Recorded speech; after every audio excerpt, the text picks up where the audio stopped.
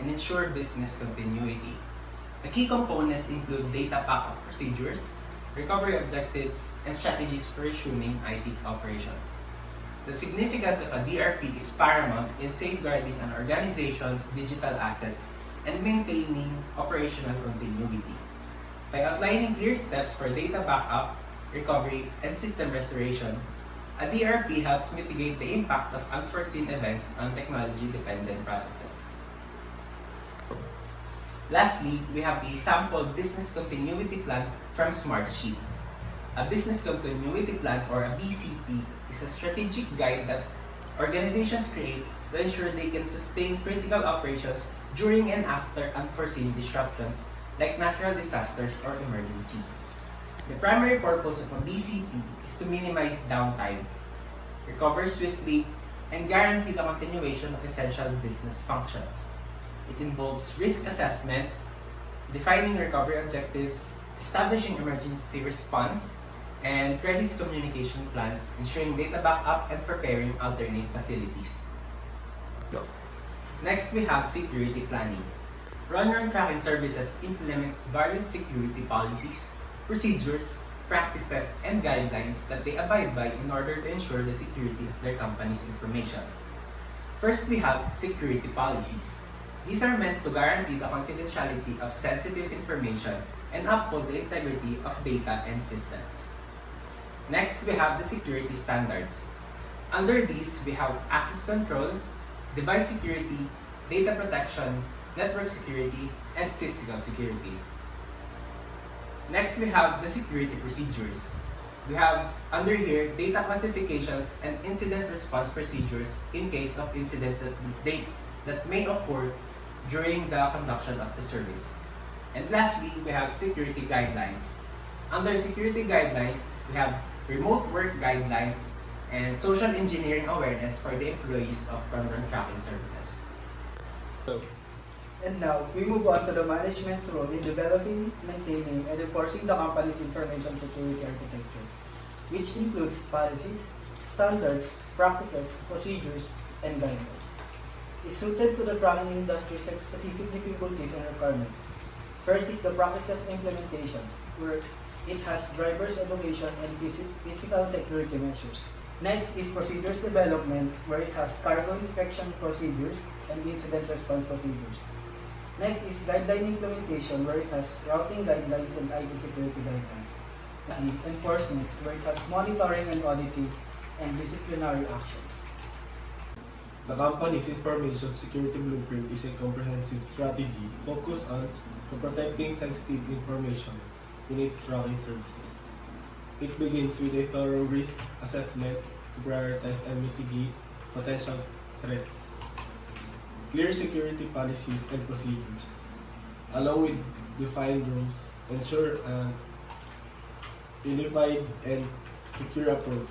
Data is classified and handled based on sensitivity and robust access control, including role-based access control, enhanced protection, network and endpoint security measures, coupled with an effective incident response plan. Fortified organization against digital threats. Employee training cultivates a security-conscious culture, and physical security measures are in place at facilities. The company actively manages vendors and third-party risks, ensuring compliance with security standards. This holistic approach endorses the company's commitment to maintaining a resilient information security environment. This is a contingency plan for Run Tracking Services to detect potential security threats, reduce risks, and respond efficiently.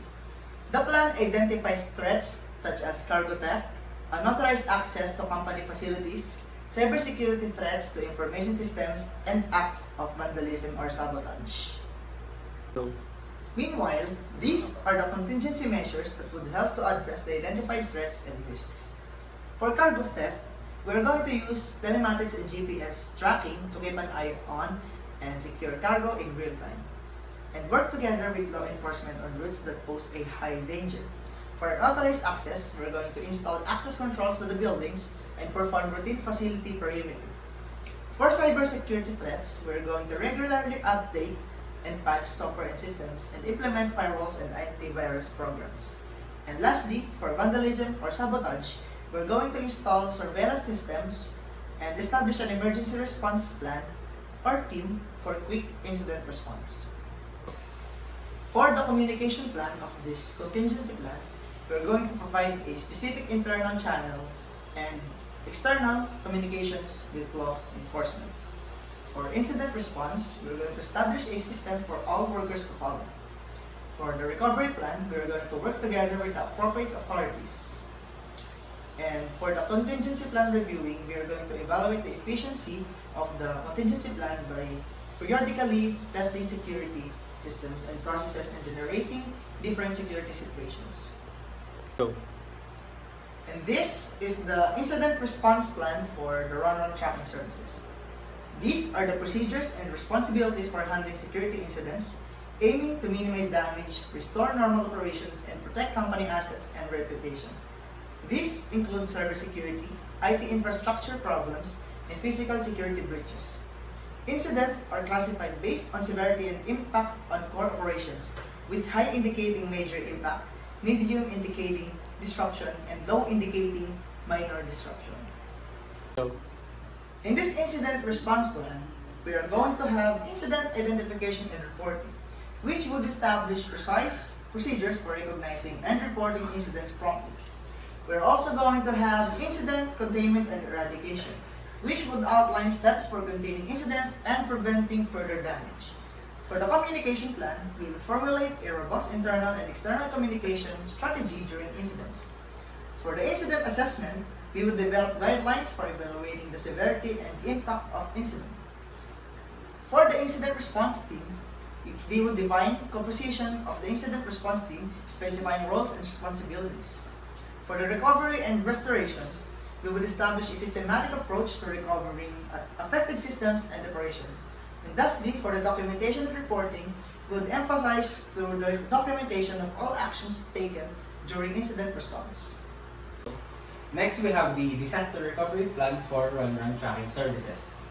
For the first step of the DRP, we have the risk assessment. Under risk assessment, we have comprehensive risk identification, where we list or enumerate potential natural disasters and assess their impact on routes and track availability.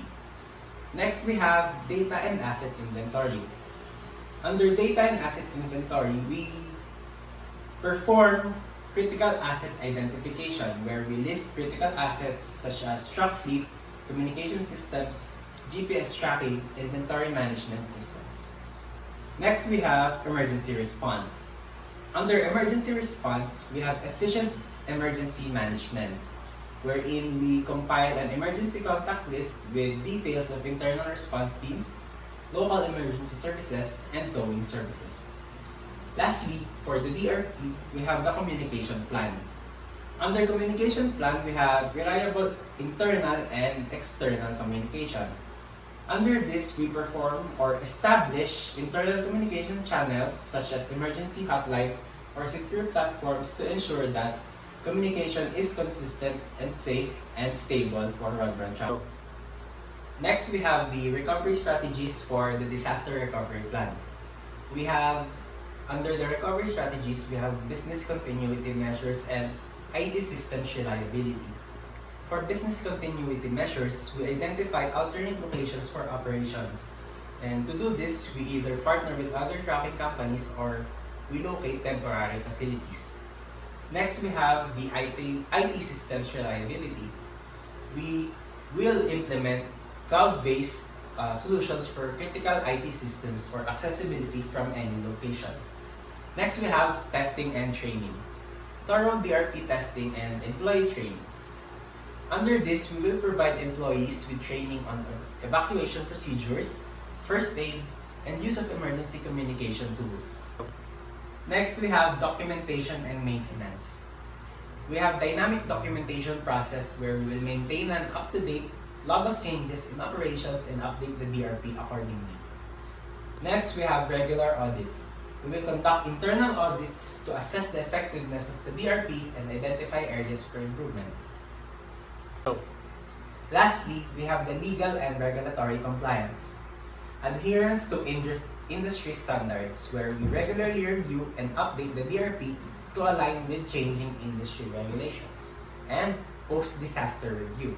We will conduct a thorough review after each disaster, analyzing the effectiveness of the DRP so that we can make changes accordingly. Now, we have business continuity plan.